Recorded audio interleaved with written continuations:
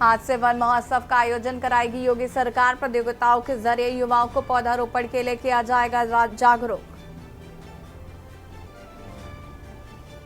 संघ प्रमुख मोहन भागवत का 3 दिवसीय वाराणसी दौरा। आज संघ भवन में आयोजित शाखा में होंगे शामिल। शाखा के बाद गाजीपुर जाएंगे मोहन भागवत।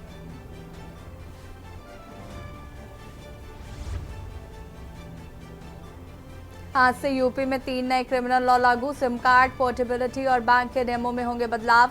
आज से अनुदानित मदरसे में लगेगी बायोमेट्रिक हाजिरी। मदरसों के छात्र छात्राओं शिक्षकों की बायोमेट्रिक हाजिरी। अयोध्या में राम मंदिर ट्रस्ट में हो सकता है बदलाव। नए पुजारियों को गर्भगृह की पूजा का जिम्मा मिलेगा। छत टपकने पर हुई थी तनातनी। कानपुर, उन्नाव समेत 10 शहरों में बारिश। सुल्तानपुर में घरों में पानी घुसा। 68 जिलों में आंधी बारिश। 96 घंटे में मानसून ने यूपी को किया। आप देख रहे हैं के न्यूज, खबरों का सारथी। नमस्कार, खबर उत्तर प्रदेश में आप सभी का स्वागत है। बाहू आपके साथ निशि शुक्ला। इसी बीच आपको लखनऊ से खबर बता देते हैं। सीएम योगी की बाढ़ को लेकर आज बैठक है। लखनऊ से खबर आपको बता रहे हैं। सीएम योगी आदित्यनाथ ने 5 केडी आवास पर बुलाई बैठक।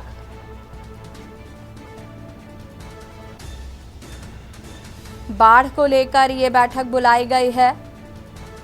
संवेदनशील, अति संवेदनशील जिलों पर होगी निगरानी।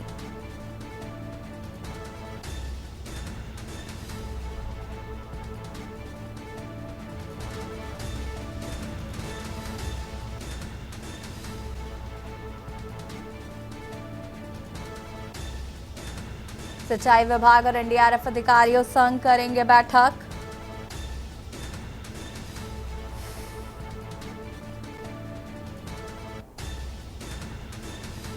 सीएम योगी की बाढ़ को लेकर आज बैठक।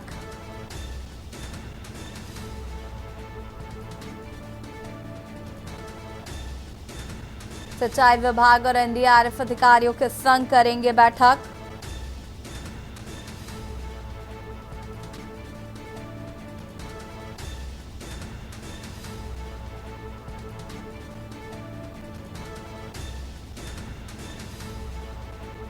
सीएम योगी आदित्यनाथ ने 5 केडी आवास पर बुलाई बैठक।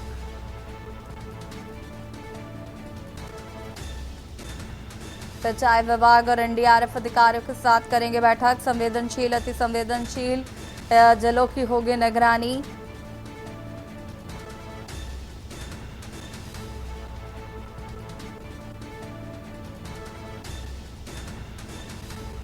सीएम योगी आदित्यनाथ ने 5 केडी आवास पर बुलाई बैठक। और इसी खबर पर ज्यादा जानकारी के लिए संवाददाता संदीप हमारे साथ जुड़ चुके हैं। संदीप, क्या कुछ जानकारी है? आज मुख्यमंत्री योगी आदित्यनाथ ने बैठक बुलाई है बाढ़ को लेकर। देखिए, जिस तरीके से उत्तर प्रदेश के मुख्यमंत्री योगी आदित्यनाथ ने बाढ़ को लेकर के अब से कुछ ही देर में 5 केडी आवास पर अपनी एक बैठक बुलाई है। उन अधिकारियों को साथ बैठक में बुलाया गया है जो अधिकारी इस काम को लेकर देखते हैं, यानी कि कहीं न कहीं सिंचाई विभाग के अधिकारी रहेंगे, एनडीआरएफ के लोग रहेंगे, अधिकारी मौजूद रहेंगे। इसके साथ तमाम चीजों पर चर्चा होगी। जहां पर सबसे ज्यादा संवेदनशील इलाके हैं, जहां पर सब बाढ़ का खतरा हर साल मंडराता है, लगभग 24 ऐसे जनपद है जहां पर बाढ़ का खतरा हमेशा मंडराता रहता है, तो वहां कल लेकर विशेष तौर पे निगरानी की जाएगी। इसको लेकर के टोल फ्री नंबर भी जारी किया जाएगा, जिससे कि जो जनता परेशान होगी, अगर कहीं बाढ़ जैसी ऐसी कोई समस्या आती है तो वहां से टोल फ्री नंबर पर सीधे संपर्क वो एनडीआरएफ से किया जा सकता है या तो सिंचाई विभाग के कंट्रोल रूम से किया जाएगा। तो कहीं ना कहीं इसको लेकर के तमाम तरीके की जो बैठक होगी अब से कुछ ही देर के बाद होगी, 5 केडी आवास पर होगी और इसमें कई निर्देश जो है जारी किए जा सकते हैं सीएम योगी की तरफ से, क्योंकि जिस तरीके से लगातार उत्तर प्रदेश के मुख्यमंत्री योगी आदित्यनाथ ने पहले ही बाढ़ के कार्यों की समीक्षा बैठक की थी और उन बैठक के हिसाब में यह भी निर्देशित किया था कि सभी अपने कार्यों को जल्द से जल्द पूरा कर ले, यानी कि मानसून सत्र से पहले अपने उन कार्यों को पूरा कर दे, खत्म कर दे। उसके बाद से नए सिरे से, क्योंकि अगर बाढ़ का खतरा अगर कहीं मंडराता है, किसी जनपद में होता है, अगर कोई जानहान माल की कोई हानि होती है तो उसको लेकर के पूरी तरीके से सतर्क रहने के लिए अधिकारियों को आज निर्देश जारी किए जा सकते हैं।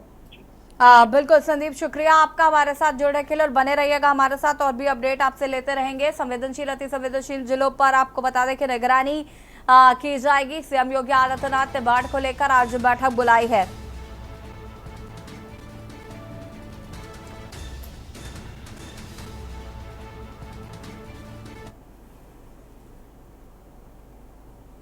और लखनऊ से एक और खबर आपको बता देते हैं, आज से देश में नया कानून लागू हो जाएगा। किसी की हत्या होने पर लगेगी धारा 103, धोखाधड़ी होने पर अब 420 की जगह 318, घर बैठे ही दर्ज होगी EFIR।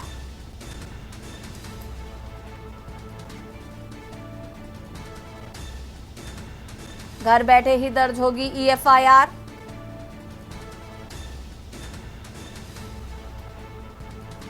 आज से देश में नया कानून होगा लागू। किसी की हत्या होने पर लगेगी धारा 103।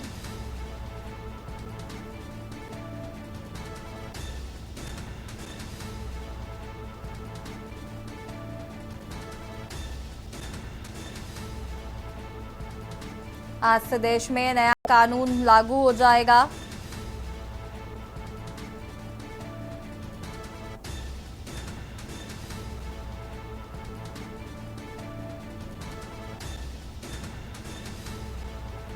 धोखाधड़ी होने पर अब 420 की जगह 318, घर बैठे ही दर्ज होगी EFIR। आज से देश में नया कानून होगा लागू। किसी की हत्या होने पर लगेगी धारा 103। और इसी खबर पर ज्यादा जानकारी के लिए संवाददाता संदीप हमारे साथ जुड़ चुके हैं। संदीप, क्या कुछ जानकारी है? आज से देश में 3 नए कानून लाए जा रहे हैं और पुराने जो कानून हैं उनको रद्द किया जा रहा है। देखिए, इसी बिल्कुल आज रात 12 बजे से नए कानून जो है वो लागू हो जाएंगे। यानी कि जो कानून है जो बनाए गए हैं उसमें कई तरीके के बदलाव देखने को मिल सकते हैं। यानी कि इस बार अगर बात करते हैं, धाराएं भी चेंज होंगी और इसके साथ ही साथ में जो FIR होगी वो EFIR के माध्यम से जो है दर्ज की जा सकती है। यानी कि यूपी कॉप पहले ही था और यूपी कॉप के माध्यम से जो मुकदमे होते थे वो पंजीकृत होते थे, लेकिन नए कानून में कई तरीके के बदलाव इस बार जो है देखने को मिल रहे हैं। इसके साथ साथ जो धाराएं हैं वो बदलती हुई नजर आएंगी। यानी कि 420 की धारा थी वो 318 में कन्वर्ट हो चुकी है। इसके साथ ही साथ में जो 103 की धोखाधड़ी की धारा थी वो भी बदल चुकी है। तो तरह तरह के जो मुकदमे हैं उनकी धाराओं को जो देखा जा रहा है कि वो बदलाव किए गए। लेकिन इससे पहले सबसे महत्वपूर्ण होगा कि पुलिस अधिकारियों को ट्रेनिंग महत्वपूर्ण होगी, क्योंकि जिस तरीके से लगातार अब जो पुलिस के ऊपर बड़े अफसर हैं वो लगातार ये जानने का प्रयास कर रहे हैं कि इन धाराओं में कितने बदलाव किए गए हैं और उन बदलाव के माध्यम से लगातार इस बात की रखी जा रही कि कैसे इस बार ट्रेनिंग कराई जाएगी और इन पुलिसकर्मियों को भी इसका जो है ज्ञान जो है वो दिया जाएगा, क्योंकि इस नए कानून में कई तरीके के बदलाव देखने को मिले हैं। जी बिल्कुल संदीप, अगर हम कानून के जानकारों की माने तो इस कानून को वो कैसे देखते हैं? क्या इस पर प्रतिक्रियाएं आनी शुरू हुई हैं लोगों की? देखिए, अब तक ऐसा नहीं देखा गया है, क्योंकि जिस तरीके से मुकदमों की बात करते हैं, जब फरियादी वहां पे थाने पे पहुंचेगा तो वहां पर बहुत सी चीजें क्लियर होंगी कि किस तरीके से मुकदमे इस तरफ पंजीकृत किए जा रहे हैं, यानी कि कौन कौन सी धाराओं में पंजीकृत किए जा रहे हैं। हालांकि जो बदलाव होंगे वो कई धाराओं को लेकर के बदलाव है, क्योंकि इस कानून में कई चीजों का बदलाव देखने को मिला है। क्योंकि जो देखा गया है कि इस बार के जो नया कानून होगा उसमें धाराएं बदलती हैं, IPC की धाराएं बदल रही हैं और इसके साथ ही साथ में जो कह सकते हैं कि परिवारवाद जैसी जो धाराएं होंगी वो भी बदलती हुई नजर आएंगी। तो थोड़ा इंतजार करना होगा कि किस तरीके से इस बार की प्रतिक्रियाएं जो है सामने निकल के आ रही। शुक्रिया जानकारी साझा करने के लिए। बना रहिएगा हमारे साथ। बता दें कि किसी की हत्या होने पर लगेगी धारा 103। आज से देश में नए कानून प्रभावी हो रहे हैं। धोखाधड़ी होने पर अब 420 की जगह 318 धारा लगेगी।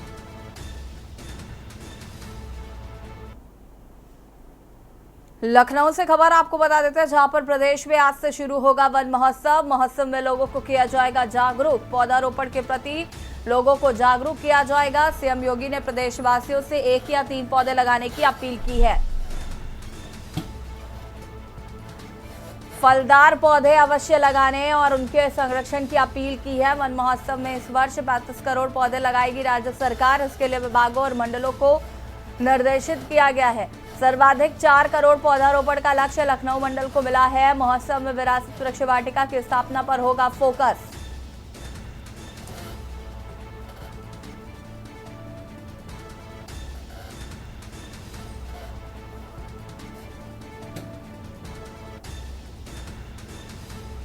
चार करोड़ पौधारोपण का लक्ष्य रखा गया है।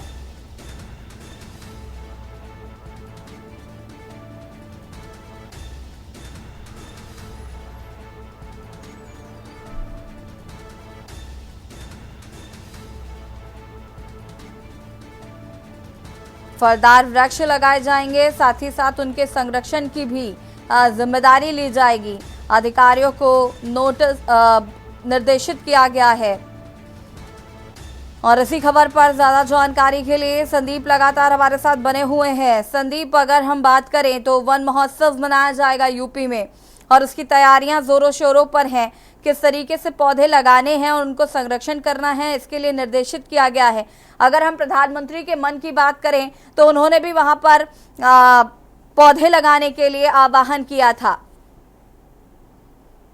देखिए, बिल्कुल वन महोत्सव की अगर हम बात करते हैं, आज से इसकी शुरुआत हो रही है और ये 7 दिन तक लगातार चलता रहेगा वन महोत्सव। इसमें जो पौधे रोपण होंगे वो प्रति एक व्यक्ति को पौधारोपण लगाने का बात जो है वो कही गई। इससे पहले सीएम योगी आदित्यनाथ ने भी प्रदेशवासियों की जनता से अपील किया है कि 1 या 2 फलदार पौधे जरूर अवश्य लगाएं और इसकी निगरानी भी करते रहें, यानी कि इसकी संरचना जो निगरानी करते रहें कि किसी तरीके से पौधा सूखे ना और किसी तरीके से ऐसा ना हो। उत्तर प्रदेश में वन विभाग को लगभग 35 करोड़ से अधिक जो है पौधे लगाने हैं और उसको लेकर के वन विभाग लगातार पहले से तैयारियां जो है वो करता हुआ नजर आ रहा है। और इसी कड़ी की अगर हम बात करते हैं तो कई विभागों को ये जिम्मेदारियां दी गई हैं कि उन विभागों को कितने कितने पौधे लगाने हैं। यानी कि लखनऊ मंडल की अगर हम बात करते हैं तो सर्वाधिक पौधे यहाँ पर लखनऊ मंडल वालों को लगाने हैं और इसके साथ ही साथ में जो अन्य विभाग हैं उन विभागों को भी पौधे वितरित किए गए हैं और वो पौधारोपण का जो कार्यक्रम होगा इन 7 दिन के बीच में होगा। जगह जगह पर जा करके ये अधिकारी और कर्मचारी मिल करके नए सिरे से जो है ये पौधे जो लगाएंगे। हालांकि इन पौधों की अगर हम संख्याओं की बात करें, सबसे ज्यादा पीपल और बरगद जैसे वृक्ष हैं जो लोगों को कहीं ना कहीं गर्मी से राहत भी देते हुए नजर आएंगे, क्योंकि इस बार की जो भीषण गर्मी है उसको देखते हुए योगी सरकार ने इस कड़े कदम को भी उठाया है। जी बिल्कुल संदीप, देखिए बड़ी बात ये नहीं है कि पौधे लगाए जाएंगे, बड़ी बात ये है कि उनका संरक्षण कैसे किया जाएगा।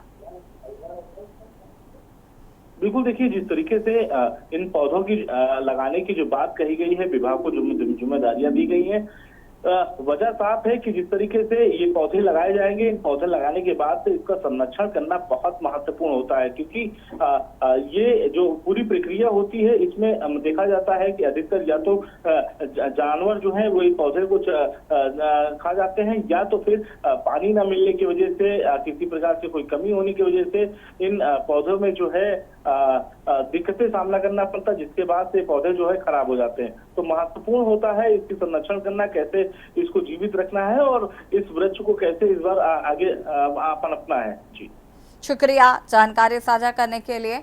और बता दें आपको 4 करोड़ पौधारोपण का लक्ष्य लखनऊ मंडल को मिला है और इसकी तैयारियां पूरी की जा चुकी हैं। साथ ही साथ ये भी कहा जा रहा है कि ना सिर्फ पौधे लगाएं जबकि उनको संरक्षण करने के लिए भी काम करें।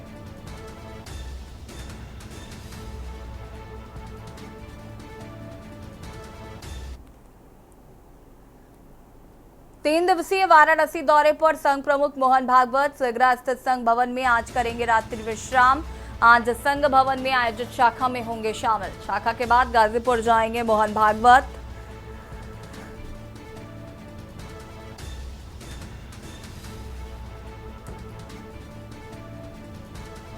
शाखा के बाद गाजीपुर जाएंगे मोहन भागवत।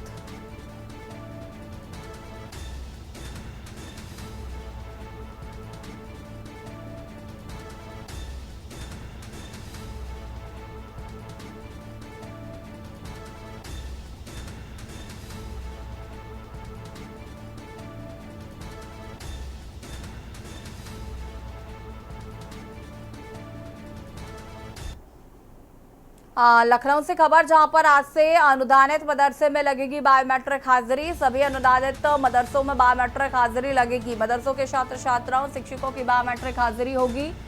मदरसा बोर्ड की रजिस्ट्रार प्रियंका अवस्थी ने दिए हैं आदेश। 560 अनुदानित मदरसों में बायोमेट्रिक हाजिरी होगी शुरू।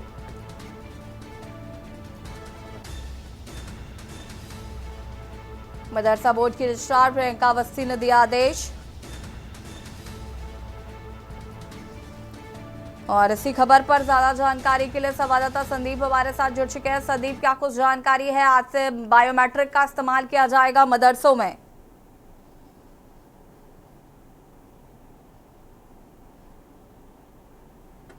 संदीप, आवाज मिल पा रही है आपको? ठीक है, संदीप तक आवाज नहीं पहुंच पा रही है। आपको बता दें कि आज से मदरसों में बायोमेट्रिक का इस्तेमाल किया जाएगा। आज से मदरसों में बायोमेट्रिक मशीन का होगा इस्तेमाल।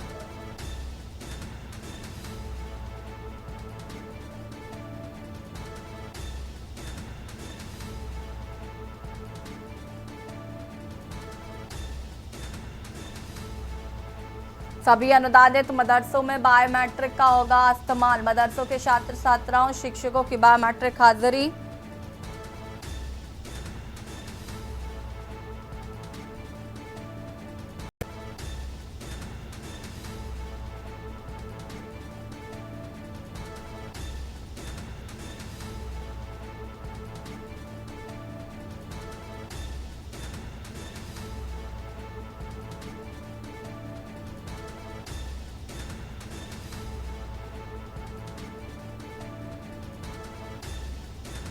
मदरसों में छात्र छात्राओं को बायोमेट्रिक का इस्तेमाल करना होगा। हाजिरी बायोमेट्रिक के जरिए लगेगी।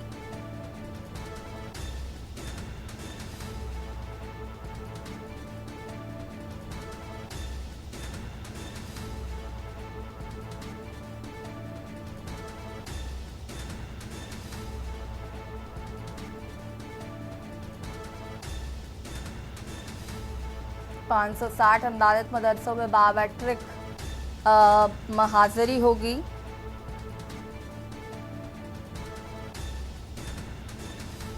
सभी अनुदानित मदरसों में बायोमेट्रिक हाजिरी लगेगी।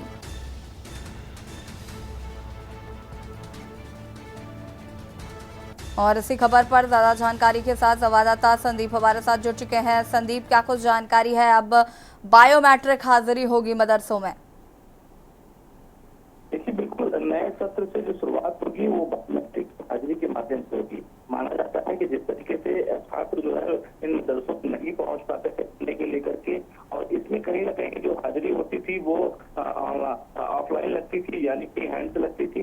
तो इसकी वजह से जो छात्रों का रजिस्टर होता था वो कहीं ना कहीं आखिरी की डेट में पुल कर दिया जाता था। लेकिन इसकी कटौती सामने देखने को मिली थी, जिसके बाद से लगातार इसकी शिकायतें भी आ रही थी। और इस शिकायतों के बाद से अब जो है जो अटेंडेंस प्रक्रिया होगी छात्रों की वो बायोमेट्रिक के माध्यम से होगी। और इन सभी स्कूलों में, यानी कि 507 जो अनुसूचित स्कूल है, इन सभी मदरसों में जो है ऐसे बायोमेट्रिक हाजिरी के वो लगाए जाएंगे। ठीक है, शुक्रिया संदीप, जानकारी साझा करने के लिए। बने रहिए हमारे साथ, और भी अपडेट आपसे लेंगे। और बता दें आपको कि बायोमेट्रिक हाजिरी आज से शुरू हो जाएगी। मदरसों में छात्र छात्राओं शिक्षकों की होगी बायोमेट्रिक हाजिरी।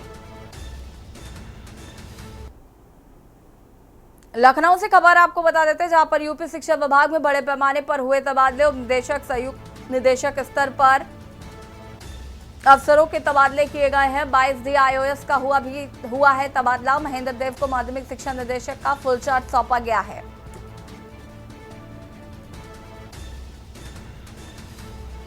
महेंद्र देव को माध्यमिक शिक्षा निदेशक का फुल चार्ज सौंपा गया।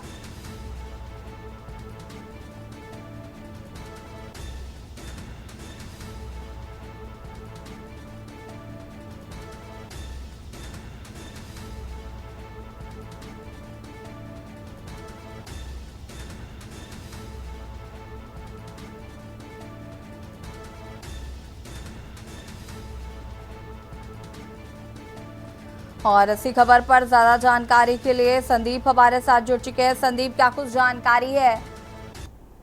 बड़ी संख्या में जो तबादले किए गए हैं।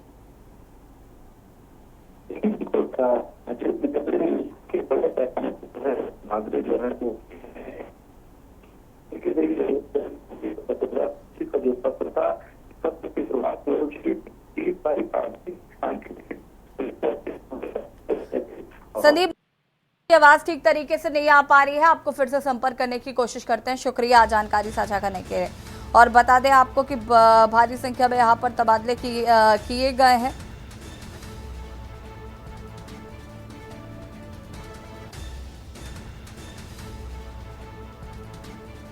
यूपी शिक्षा विभाग में बड़े पैमाने पर तबादले।